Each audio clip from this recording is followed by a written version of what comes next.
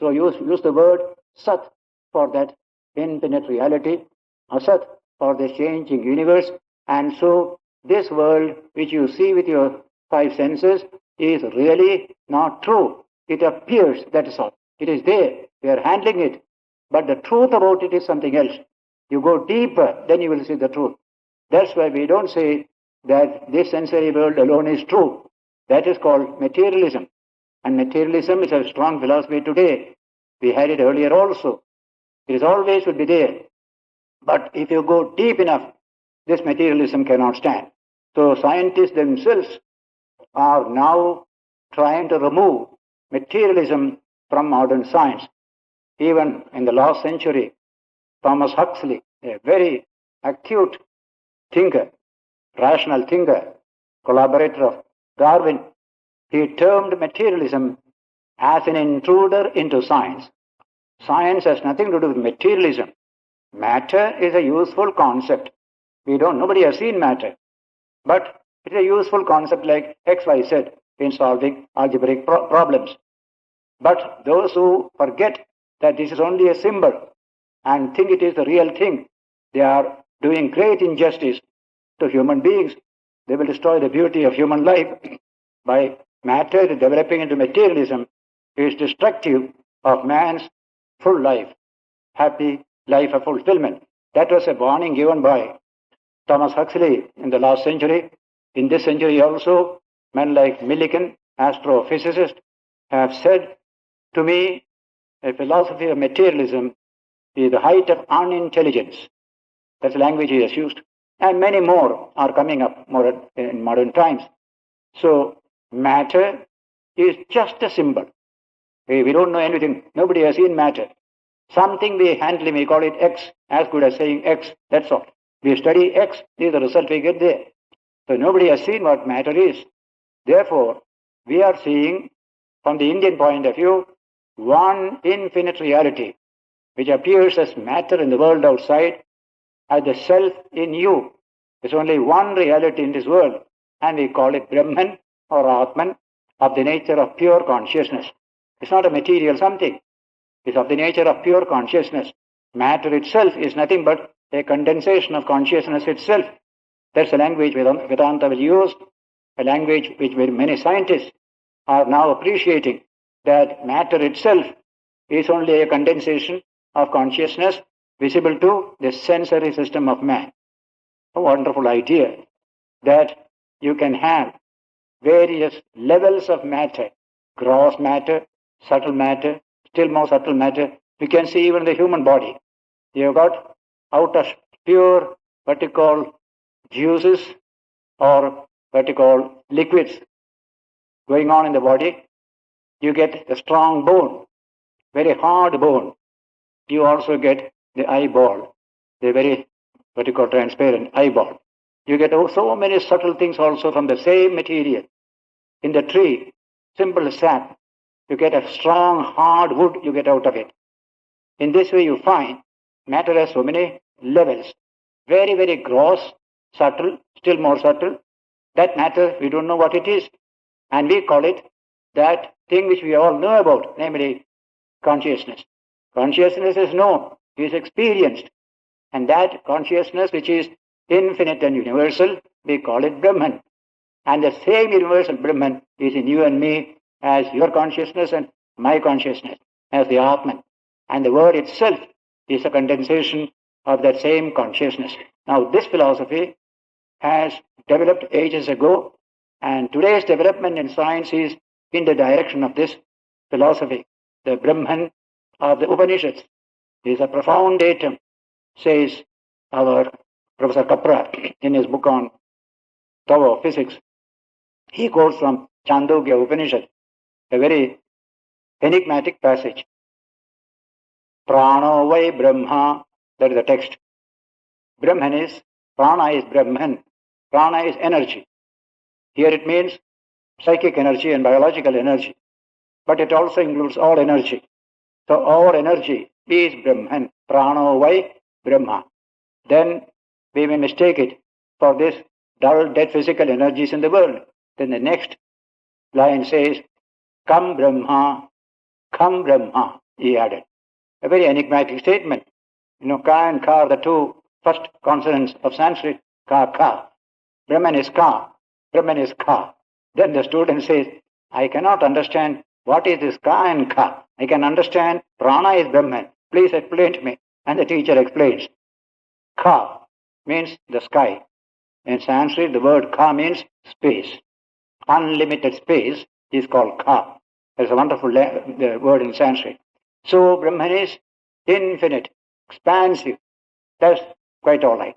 Then it may be like the physical cosmos that you have in physics and cosmology today. Is it like that? No. To that, the first word, Kam Brahma. Kam in Sanskrit means happiness, bliss. That means consciousness is there. So that Brahman, which is infinite, and yet of the nature of pure consciousness, that is Brahman. And the whole universe of energy is that Brahman only. With such approval, this physicist quotes this particular sentence in the Chandogya Upanishad, Prana vai Brahma, Kam Brahma, Kam Brahma. Is that like that? And so, this idea of change, changelessness, and what is called change is nothing but a pulsation of that infinite changeless reality. Just like water in the ocean, just a pulsation is a wave. Wave has no existence apart from the ocean. It just appears and disappears constantly. So also in today's physics, this language is used that it is only a wave of that infinite reality behind. The whole universe is just in the wave form. It's a wave of that infinite background reality. Now these are all common terminologies, concepts coming from modern physics and cosmology, which obtained earlier in Vedanta, in the Upanishads. So, it says here, this Ubhayorapi drishtontas tanayos tattvadarshibhi. This anta, this conclusion, nirnaya, has been arrived at by whom? Tattvadarshibhi. Those who have seen the tattvam. Tattvam also is a very great, scientifically precise word in Sanskrit. What exactly is the nature of a thing? That's called tattvam. Not what appears to you. Just like the earth is flat. It's not tattvam. It is madam. It's our opinion. Our senses tell us that the earth is flat. But what is that tattvam? Earth is round. Earth is a globe. That's called tattvam. So those who know the tattvam of things by scientific investigation, they have come to this conclusion that this sat, the reality, is always is. And what is asat, what doesn't exist, has no reality. This is the reality. Whatever reality the asat possesses comes from the sat itself. Without it, there is no reality for it. So, this is what sages who have discriminated and investigated this subject have come to the conclusion. How things repeat, you will find in modern physics. We have, in the language of Einstein, in today's physics, I am quoting his words, there are two realities. One matter, the other the field. Both cannot be true, for the field alone is true. Matter is only a condensation of that field. Just see the language. Same language Vedanta used, physicists are compelled to use today because they were in search of truth, not for an opinion. They had tremendous rational attitudes, so they came to these conclusions ages ago. Today we do it through science, through experiment. We come to the same conclusions. Therefore, the tattva is here, tattvadarshibhi. Those who know the truth of things, not what appears, not what is pleasing. They are called dogmas, beliefs and dogmas. You can have plenty of them, but tattvam is different. This is a great word. I wish our people try to understand the meaning of this word and apply it in day-to-day life. What is the tattvam of a thing? Suppose I have an opinion. I can hold on to an opinion, but it must be based on truth. It must be a true opinion. Then only it comes to tattvam. Otherwise it is called matam. The word opinion in Sanskrit, in English, is called matam in Sanskrit. That's my matam. Tadasmakam matam. It's my opinion. It's not the truth. I have not investigated it. But when you investigate and found it to be true, then that opinion becomes a true opinion. It can stand challenge. So ordinarily, our religions in the world, it's always a multiple. It's a plural. Religions are always plural. They are all matams.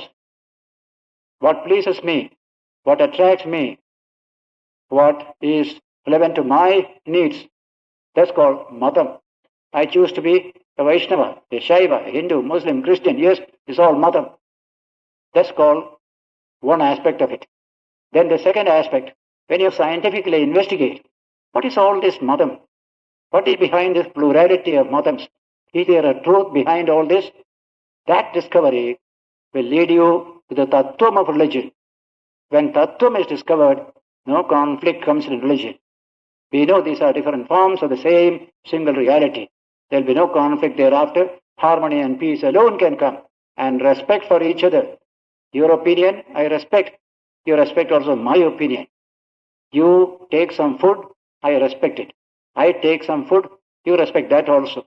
Don't say my food alone is food, your food is poison. That's what we have done in the name of religion, mistaking it to be tattvam. Tattvam is quite different. Any food you may take, that's matam. But see that you take so many calories needed for health, that's tattvam. The tattvam about food is the calories and the nourishing part of the food. That you keep intact, whatever food you may take. So you can see in religion as well as in food, the distinction between matam and tattvam. Only when you investigate, you will come to this truth. So tattva darshibihi. In our country today, when more people begin to ask this question, why so many religions? What is the truth about all of them? Every religion says, I am true. Yes, you are true. But you can't take a what you call copyright of our truth.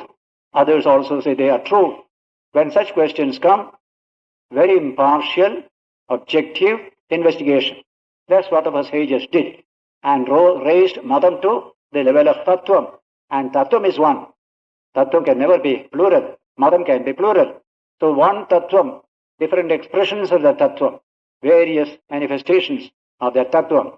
That is how our sages discovered this wonderful unity behind the diversity of religion, established harmony and peace, and so little of intolerance in the name of religion on the soil of India, which finds expression in the Srimad-Bhagavatam, a wonderful verse, Vadanti tat tattvavidaha tattvam yat jnanam advayam brahmeti paramatmeti bhagavan iti shabdyate. The word tattvam comes there. It says, Vadanti tat tattvavidaha. The knowers of truth, tattva, they say this. What do they say? Tattvam yat jnanam advayam. There is one tattvam, which is pure, non-dual consciousness, which we call Brahman in the Upanishads, of the nature of pure, non-dual consciousness. That is the tattvam. But the tattvam is spoken of differently in language and style by different people. What are these? Brahmeti, Paramatmeti, Bhagavan iti, Shabdyate. Shabda or sound or speech makes that one appear as many. Some call it Brahman, some call it Ishvara, the divine, beloved, or the Paramatman, the supreme self behind my little ego. So that is called, the mystics call it so. So they call it same truth by different names only. So in this way, this investigation of Matam versus Tattvam has done immense good to this country. In no other country it has been attempted even, not even once. It has never been attempted except as what you call politically convenient arrangements we have made. That's all. Not from the point of view of investigation of truth or a scientific investigation. That was done only here. And today we have to inaugurate that kind of an investigation to find the harmony behind these diverse manifestations. As in the case of philosophy, so also in the case of religion. If Einstein said matter and a field, but field alone is true. There cannot be two. If you want matter, it must be treated as a condensation of that field, but field alone is true. So that Brahman, the infinite nature of consciousness, is the truth, without change, ever the same. That is sung in the next few verses. Ubhayorapi drishtontas tvanayoho tattvadarshibhihi. Tattvadarshis who know this truth, that which is changeless alone is real. That which changes cannot be real. It has an appearance only. It has disappeared. Even before you question it, it has disappeared. That's the nature of the world of appearance. And so, in the next verse, 17, the Gita says, Avinashito tadvidhi, yena sarvamidam tatam. This infinite truth, the infinite reality of the nature of non-dual pure consciousness that pervades the whole universe. And it is avinashi, without any destruction, no vinasha. Avinashito tadvidhi, yena sarvamidam tatam. That reality which pervades the whole universe, know that to be avinashi. Things can come and go, can be created or destroyed, but that out of which all this comes, that cannot be destroyed at all. Vinasham abhyasyasya na kaschit kartum arhati. None has the power to destroy that indestructible reality behind the universe. You can destroy items here and there, but not the reality behind from which the whole universe has come. That's called avinashi tu tadvidhi. And that is also in you, within this body, as the self, as the Atman. It's also the same reality. What is there is also here. But only in the human body we can become aware of it. It is there in the animal body, but the body will not help it to understand this truth. But in the human body, this truth can be recognized and realized as well. So, antavanta ime deha nityasyokta sharirinaha anashino aprameyasya tasmat yudhyasva bharata. Krishna is telling Arjuna, therefore, fight on, yudhyasva. Why? Because this truth, these bodies, of so many bodies are here, of one imperishable Atman. These bodies are antavanta.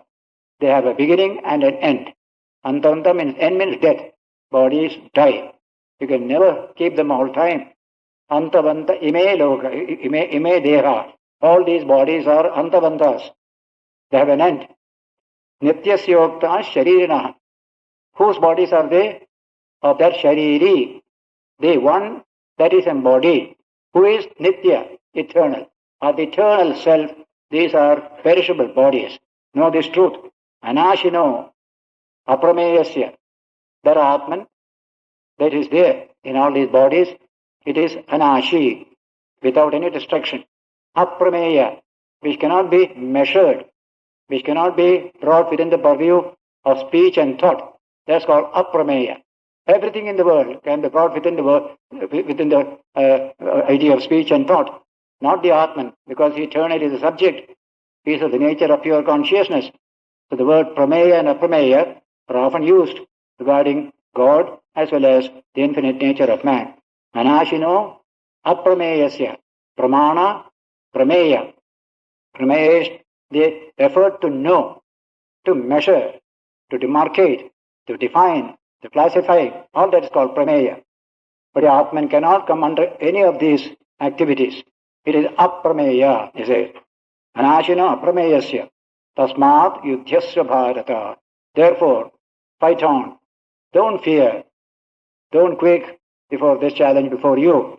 He says, Ya enam vetya hantaram yaschenam manyate hatam upavana vijanito nayam hanti nahanyate. This verse 19 has attracted the attention of Emerson. The verse says, he who takes the self to be the slayer and who takes it to be the slain, neither of these know the truth. For the self does not slay, nor is it slain. That's the nature of the self. This Emerson has put into a little versified form in his essays. If the killer thinks he kills, if the kill thinks he is killed, neither of them know the truth. That is how he puts it in his essays. When he got in touch with the Gita, he became completely changed. A new dimension of thought came to him. His essays bear a new look once he came in touch with the Gita, which he got from Carlisle in England. When he went to visit England, he met Carlisle. While leaving, he presented him this wonderful book, which was translated earlier by the East India Company. That changed not only Emerson, but Thoreau, Whitman, all of them. It's a wonderful book that influenced, you call, the new transcendentalists of America in the last century. So, Nayam Hanti Nahanyate. The Atman doesn't kill, nor is it the object of somebody's killing. That's the true nature of the self. Our true nature is that. We should not forget this, he says. Then the next sloka expands it further. Najayate mrite va kadachit nayam bhutva bhavita va na bhuyah ajo nitya shashvatoyam purano na hanyate hanyamane sharire. These are taken from the Katha Upanishad, almost verbatim. Najayate. The Atman has no birth. It is not born. Naturally, namriyate. It has no death. If there is no birth, there is no death also. Kadachit, ever. Nayam bhutva bhavitava na bhuyah. It is not that having been, it doesn't cease to be. Or having not been, it continues to be. It comes into being again. This Atman has no such position at all. Ajo, it is unborn. Ju means to be born, from which the word genetic comes in English language. So ajo, without birth.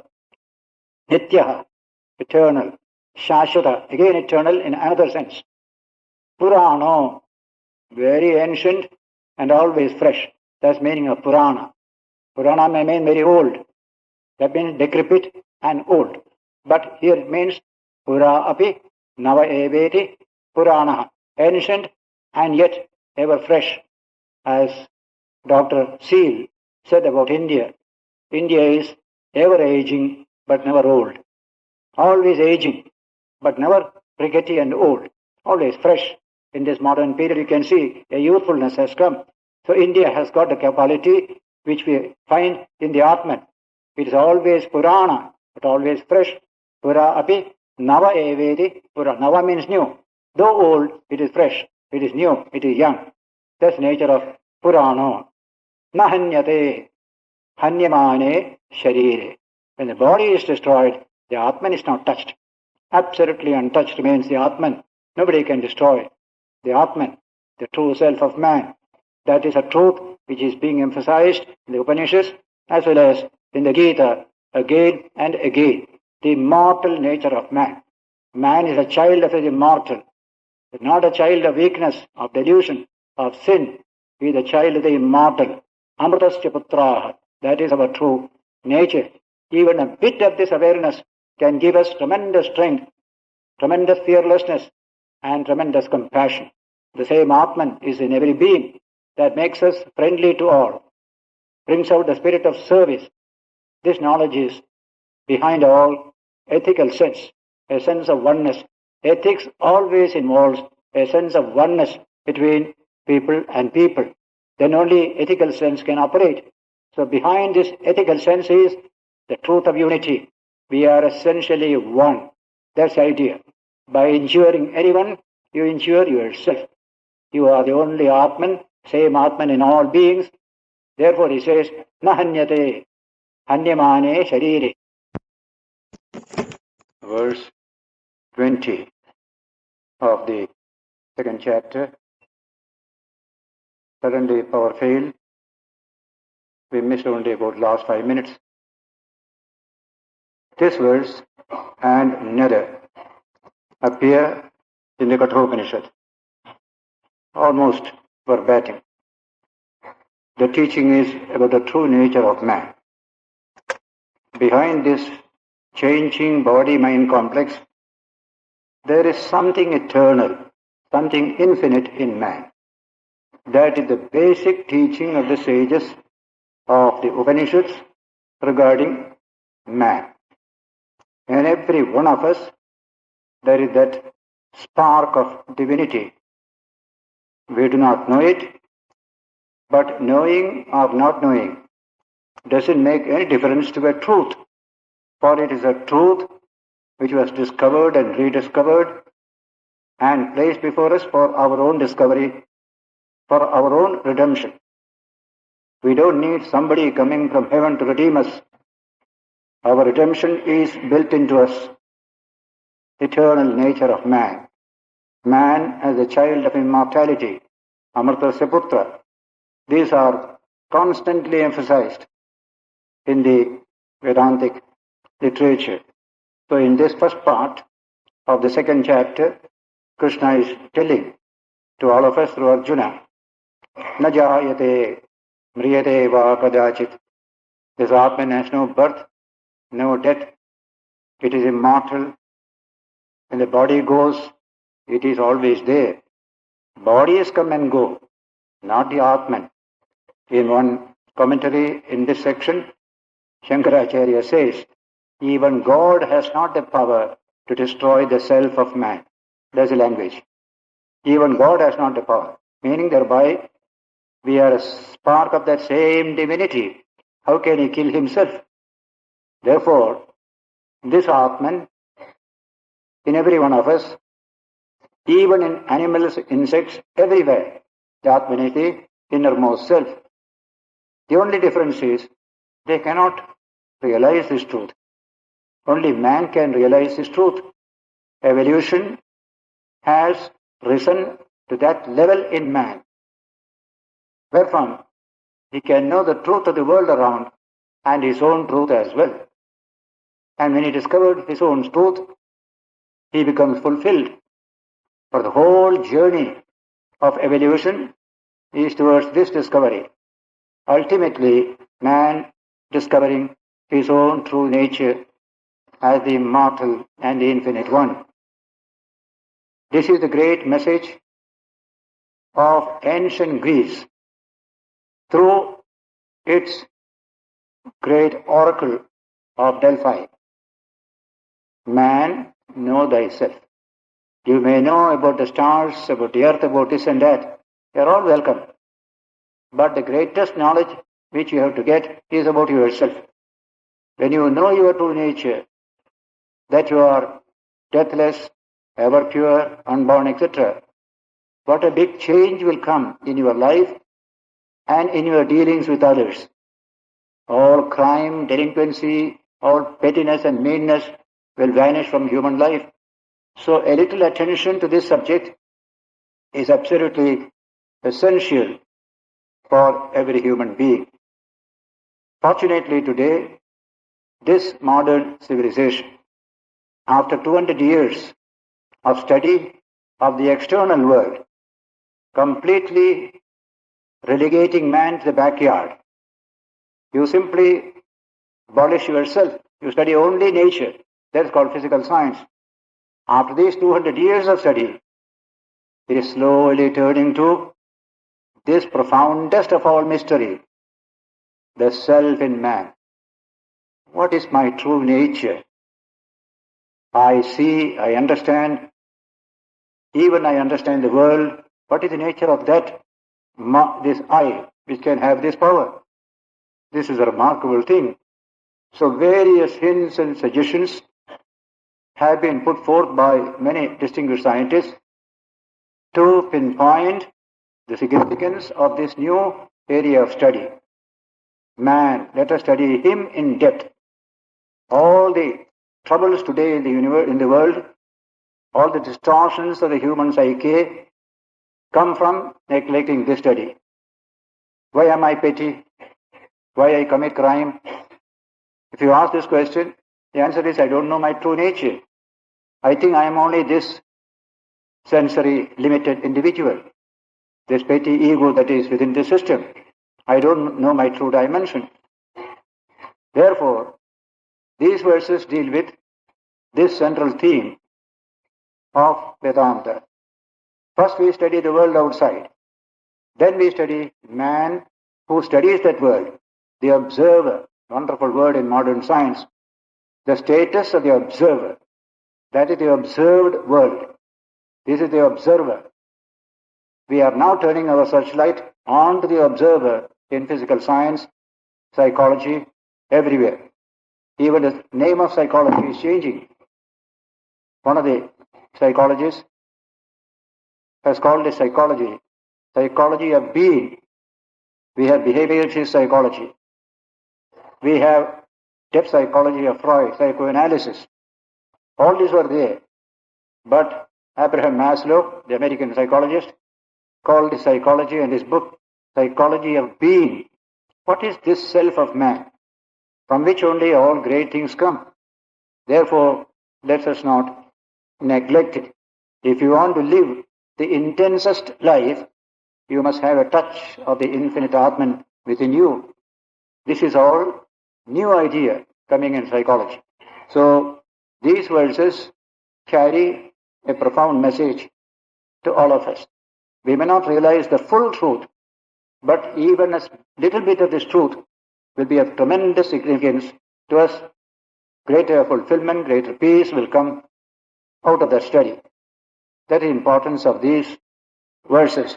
And so, in verse 21, Krishna says, Veda avinashinam nityam yeena majam avyayam karam sa purusha partha kam ghatayati hanti kam. He that knows this Atman, the self in man, to be indestructible, avinashi, nothing can destroy it, and changeless, without birth, and immutable. There is nothing in the universe which answers to this description except in this world of the self. Outside everything is destructible, changeable, etc., etc. There is one point where you will find the values of changelessness, indestructibility, etc. That is in the self. Pratyak dimension. Two dimensions are there for reality. One is called Parak dimension. The other is called Pratyak dimension. Mind you, these are all scientific terms coined by great sages of Vedanta, so precise and of international significance. Parak means what is out there, with the senses revealed. We call it object in English. That is an object which you can touch and feel and see. That's called Parak. Your finger points out to something. Then comes a wonderful new change, the finger turning to oneself. That's called Pratyak, inward. Pratyak means inward. There is some mystery within me. What is that mystery? Then your finger turns towards you. So this is called Prak Tattva. That is Pratyak Tattva. Reality out, reality in. Reality doesn't know any of these distinctions. For our sake, we use these distinctions. Keeping the body as a measuring rod, we say there is something out there, something in there. You take a sort of a cover and put it into water, and you find water left side, water right side divided. Water itself has no division. It is all there, but artificially we just divide it. Similarly, Pratyak and Parak are two dimensions of the same reality. And that reality is nature, which we use in the comprehensive sense, Prakriti, with two dimensions. Apara Prakriti, which is this Parak dimension of nature. Apara means ordinary, inferior. The other is Para Prakriti, which is Pratyak dimension. So nature has two dimensions, Parak and Pratyak. There are no two natures. There is only one nature with two dimensions.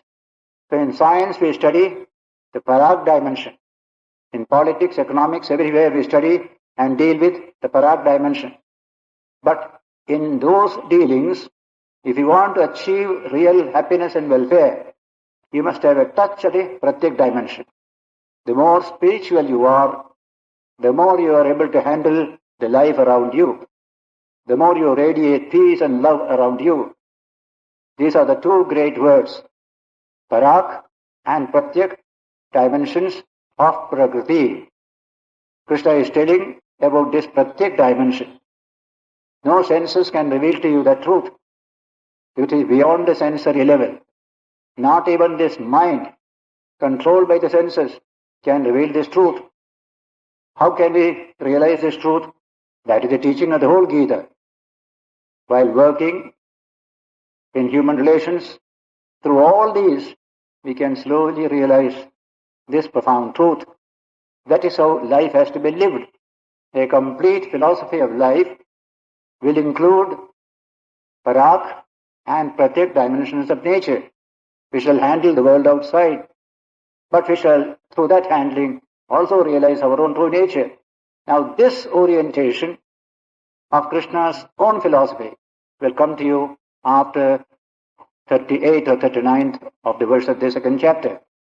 Here only the first idea is being given, the center of Jnana Marga, the path of Jnana, path of self-realization. Let us know there is this profound dimension. Krishna wanted to make Arjuna act based on this knowledge. But based on this knowledge, our tendency is not to act. Let us realize this truth. Why should we run about here and there? That is the impression that you get. So Krishna could not influence Arjuna to face the battle in front based upon this teaching. This teaching makes you feel like an ascetic.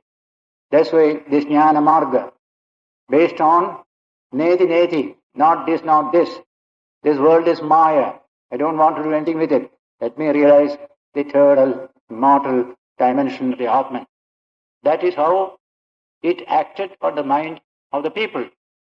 Krishna understood it after some time. Arjuna was not convinced through this philosophy that he should act, that he should face the challenges of life. Much better to go in a quiet corner, discover your own true nature. But it is being presented here first, before he formulates his own more comprehensive spirituality. There is a spirituality of inwardness. Outwardness we call unspiritual, worldly we call it, samsara. But in Krishna's philosophy, there are two dimensions of spirituality. Spirituality of work and spirituality of meditation. Both are combined into a comprehensive spirituality. That message will begin from the middle of this chapter.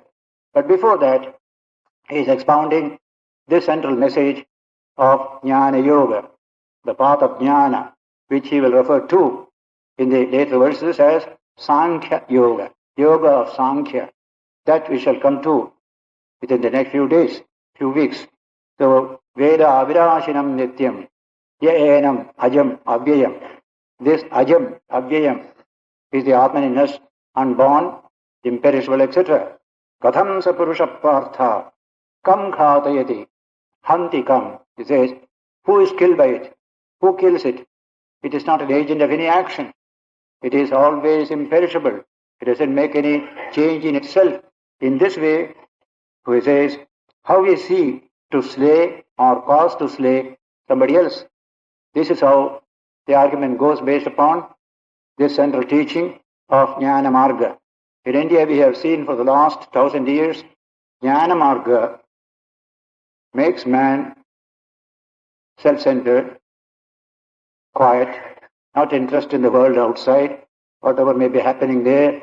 A certain amount of carelessness all develops because we have not got the spiritual strength to digest this profound philosophy. And very often people become dry. Even looking at a baby, he won't find any emotion at all. It is a piece of Maya. That is all. What is this child? Now this kind of thing came upon the Hindu mind. Lot of weakness came thereby. This idea of the Gita never came to us before. Now only a new attitude is coming. That is a great contribution of Swami Vivekananda. What Krishna is presenting here, a comprehensive spirituality. Nobody needs say, I am a worldly person. Whether you are working or dealing with the world in various ways, you are never worldly. You are in the world, but you are not worldly. You have some sense of your own spiritual nature. You are strengthening it day by day. So it is all spirituality throughout. That's why Swami Vivekananda said, I do not call a man or a woman Hindu if he or she is not spiritual. Our spirituality is pervasive. Not at all merely when I go to Uttarakashi or somewhere in the Himalayas, then only I am spiritual. Not at all. You are spiritual. It is your birthright. That is your true nature. Just recognize it and try to live it in your life as much as you can. You bridge the gulf between the world and the world of the spirit. That is why he says there, this knowledge must come to man, even a little. That even a little is coming towards the end of the middle of this chapter. Then he gives the example. The Atman is immutable, but the body is mutable. Body comes and goes. It also changes from childhood through various youth period, then manly life, finally old age, and finally death. So this example is taken by Krishna. Is a very famous example, and we all understand the truth through such example. Vasamsi jirnani yatha vihaya navani grihnati naroparani tatha sharirani vihaya anyan jirnani anyani samyadi navani dehi. Dehi, this embodied person, what does he do? Whenever he wearing cloth, the cloth becomes old, he quietly throws away an old cloth. Old and torn. Jirnani yatha vihaya, by throwing away such clothes. Navani grihnati naro aparani. Man takes in another fresh clothes to wear. That is what we do normally with regard to the clothing. Similarly, tatha, exactly similarly, tatha sharirani vihaya jirnani. When the body has become jirna, unfit for your life's purposes, you quietly shed it. You yourself shed it. Remember the word. You shed your old body. Then takes a new body to work out your destiny. Tatha sharirani vihaya jirnani anyani samyati. He enters into another body. Dehi, this embodied person. This is the wonderful idea of death in Vedanta. I shed my body. Actually, when we die, we don't have that knowledge. Only very highly spiritual people can have that knowledge. I have shed the body. We have still the feeling that I was the body, now my body is finished. That attitude is there. So that it is the body point of view, we all understand. But those who are very high spiritually, they understand. Body is an old cloth. I have thrown it away. I have put on a new body. This attitude comes when Vivekananda passed away in 1902, July 4th. Swami Ranganathanandaji was in Madras, another disciple of Ramakrishna. That very night he had the dream. He passed away evening about 7 or 8 o'clock. He had the experience in Madras. Shashi, his name was Shashi. Shashi, I have spat out my body. This was the message. And next day the telegram comes from Calcutta. Yes, Swamiji has passed away. So men like him can say, I have spat out the body. We don't have that spiritual knowledge and experience. We think we have the body. We are sorry to lose it. And so, the idea we are the eternal self has not come to us yet. But a little it is there. And that little has spread throughout the Hindu society and Buddhist and Jain society. So what do we say? We threw away the body. Sharir chhod diya. Even the commonest language in India is sharir chhod diya. That means I left the body. That means I am not the body. I am the self. That is our understanding. The whole culture of India, even to the most ordinary person, brings this knowledge that we are essentially the self and we have a body, just like an old cloth, we throw it away. Sharir chhod diya. In the West it is different. They have been taught